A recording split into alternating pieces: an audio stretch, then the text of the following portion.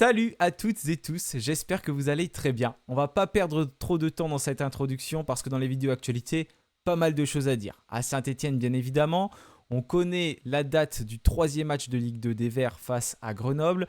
On va aussi parler du mercato, mais également de la reprise des entraînements parce que pour Saint-Etienne et pour plusieurs clubs, ça approche ou ça a déjà débuté.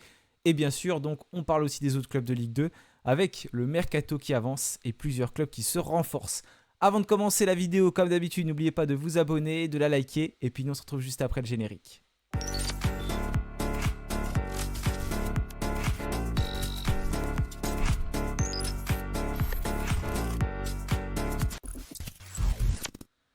Malheureusement, je vais commencer par une actualité qui n'est pas du tout réjouissante. Kenzo Kess, je ne vais pas détailler l'histoire par respect pour le joueur, par respect pour son entourage, parce que je n'ai pas du tout aimé tout ce que j'ai pu lire dans les médias, notamment quand on ne connaissait pas encore le nom du joueur et que beaucoup de médias montraient qu'ils avaient l'information mais ne voulaient pas donner son nom et ensuite peut-être même amplifier, inventer des choses. Mais en tout cas, Kenzo Kess se retrouve aujourd'hui dans une situation très très critique. L'AS Saint-Etienne notamment a apporté son soutien à son ancien joueur passé par le centre de formation stéphanois et qui évoluait aujourd'hui du côté de Guingamp. Donc voilà, aujourd'hui j'aimerais avoir une pensée pour Kenzo Kess, pour son entourage et les clubs par lesquels il est passé. Et voilà, j'espère qu'il va s'en sortir parce que c'est très grave ce qui s'est passé pour lui. Donc voilà, je voulais lui apporter tout mon soutien, mais je ne vais pas détailler plus comme je dis tout à l'heure, par respect pour le joueur et pour son entourage. Mais j'ai une très très grosse pensée pour lui et ses proches. On va continuer cette vidéo actualité et parler cette fois-ci de la Coupe du Monde avec deux joueurs de l'AS Saint-Etienne qui la disputent. Benold, vous le savez, et Augustine Boisquier. Certains jouent, d'autres ne jouent pas. Benold, lui, joue avec la Nouvelle-Zélande. Il n'a pas un temps de jeu conséquent non plus. Il n'est pas titulaire indiscutable. Il a disputé un second match face à l'Égypte, défaite 3-1 contre l'équipe de Mohamed Salah. Il y avait eu un nul auparavant, 2 buts partout face à l'Iran. Notre jeune joueur est entré en jeu à la 66e minute de jeu. À ce moment-là, donc dans ce match contre l'Égypte, il y avait un partout et malheureusement, la Nouvelle-Zélande a encaissé un but juste après. Il est entré en jeu en tant que latéral gauche. Et le prochain match, et peut-être le dernier match de la Coupe du Monde, même si ce n'est pas terminé, ce sera contre la Belgique le 27 juin. Un match qui se jouera à 5h du matin. Donc il faudra se réveiller tôt ou ne pas se coucher.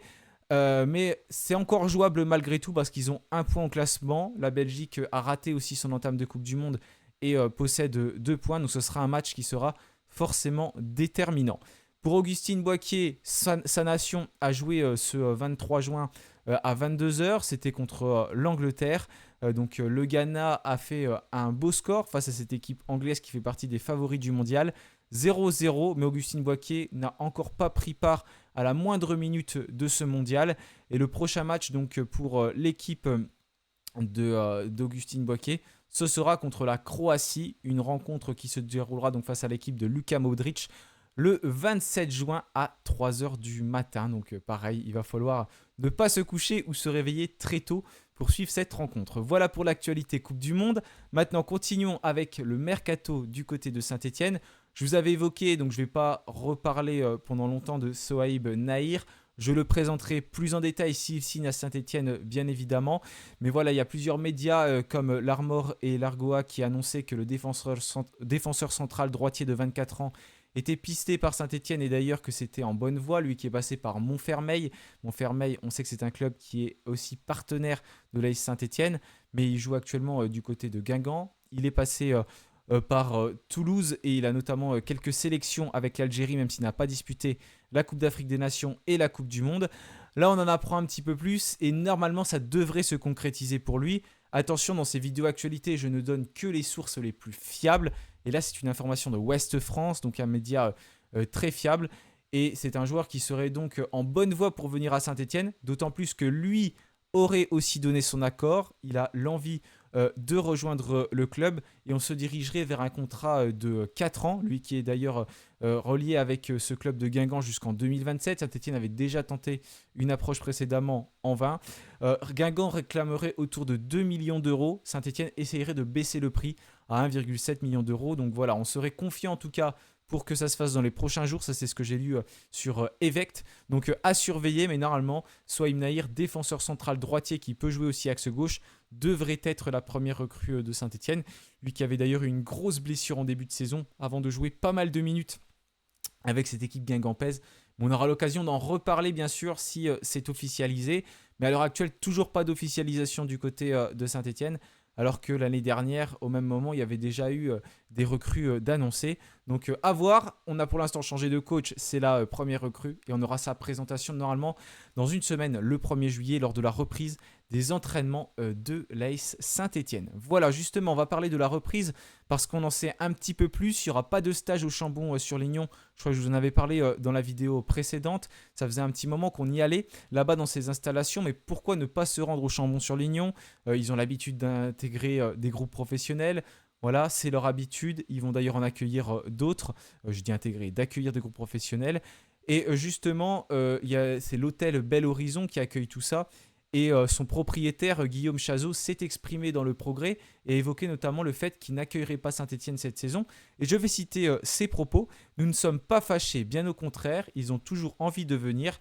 La seule et unique raison, c'est que l'incertitude entre la montée en Ligue 1 et les 15 jours d'écart entre les calendriers des deux ligues pour la reprise de championnat ne nous a pas permis de trouver une date pour leur venue en stage. Ce n'est ni un problème humain, ni un problème de nouveau coach. Saint-Etienne reste mon club de cœur et une équipe très importante pour Bel Horizon. » Voilà, en tout cas, Saint-Etienne ne se rendra pas au Chambon-sur-Lignon, contrairement aux joueuses stéphanoises qui s'y rendront du 6 au 9 août. Pour l'instant, on ne connaît pas plus en détail la préparation stéphanoise, mis à part qu'il devrait y avoir un match contre le Servette FC le 18 juillet et normalement un match la semaine précédente d'après Evect qui devrait se jouer à Andrézieux.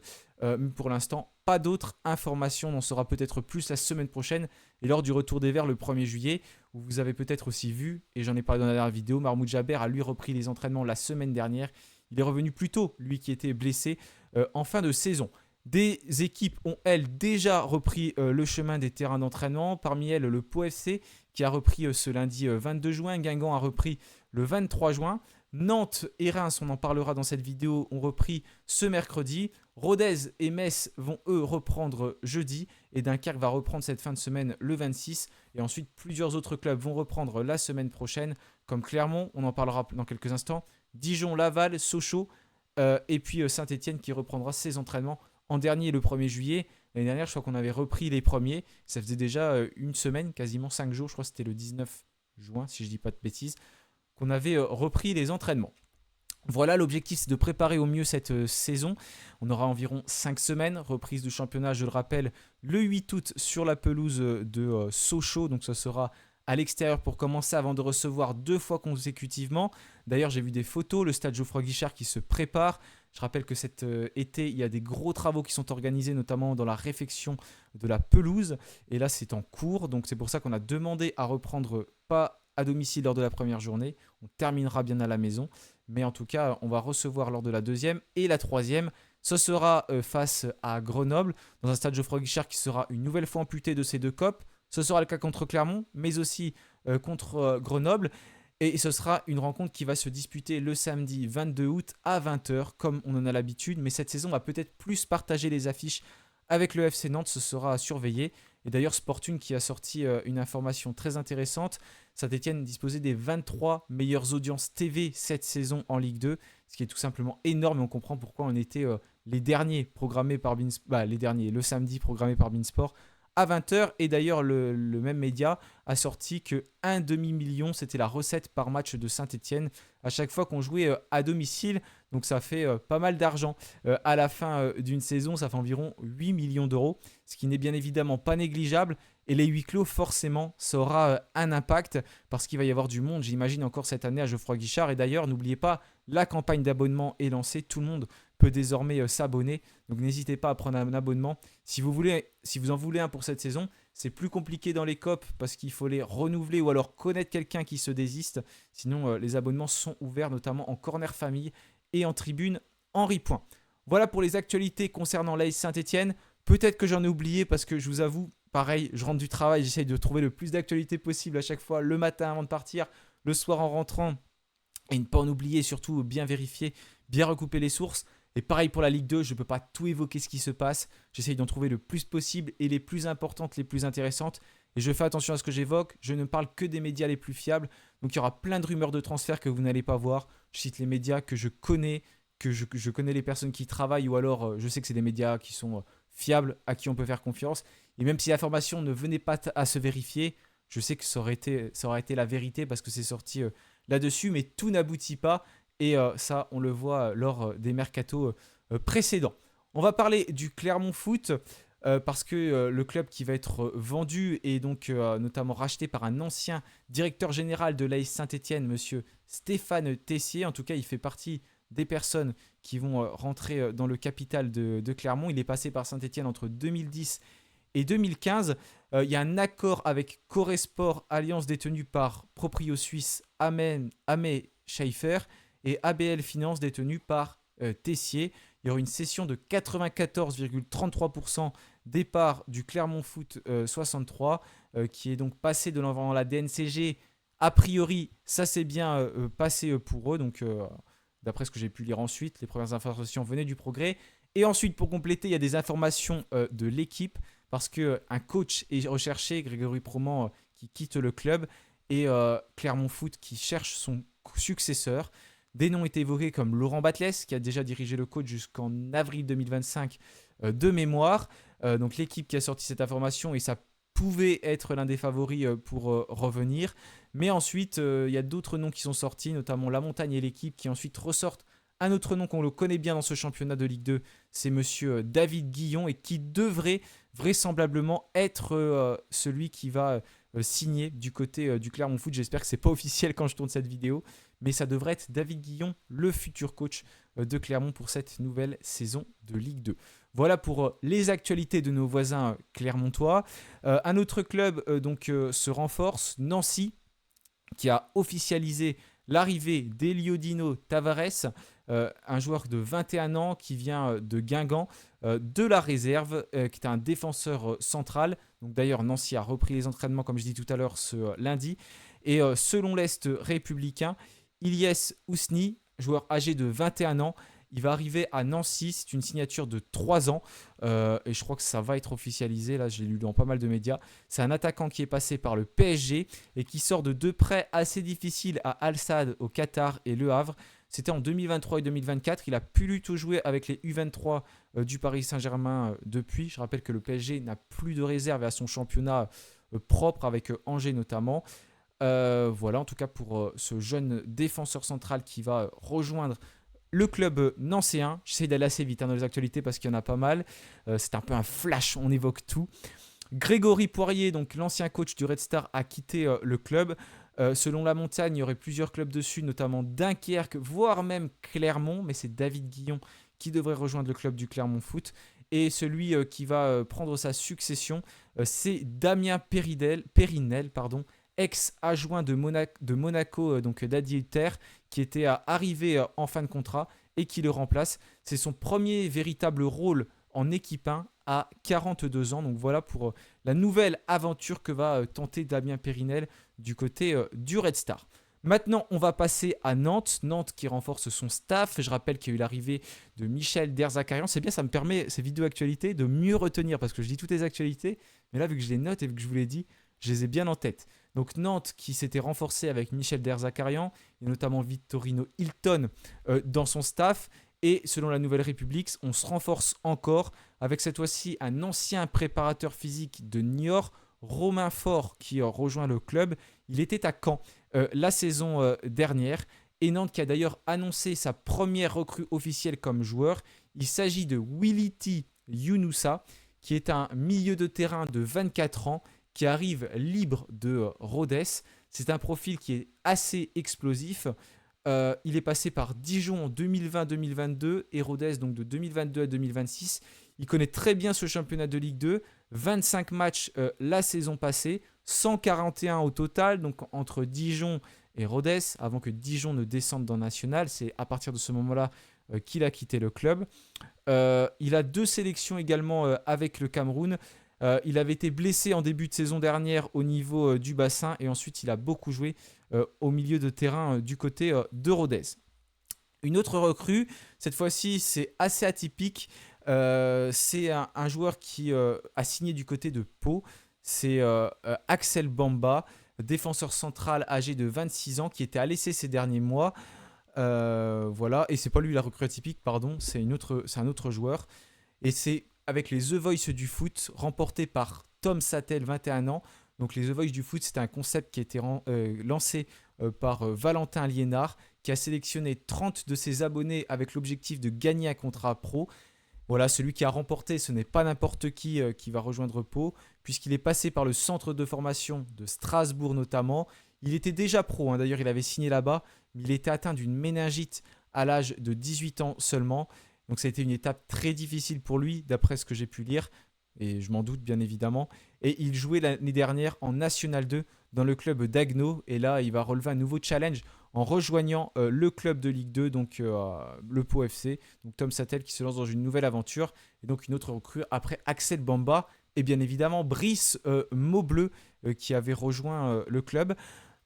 Juste après son départ de Saint-Etienne. Justement, on va parler d'un autre ancien Stéphanois, Briançon, qui a prolongé, lui, son contrat avec le Pau FC. J'ai pas pu voir jusqu'à quand il a prolongé sur le compte Twitter du club. Mais en tout cas, il a prolongé son contrat avec le club palois.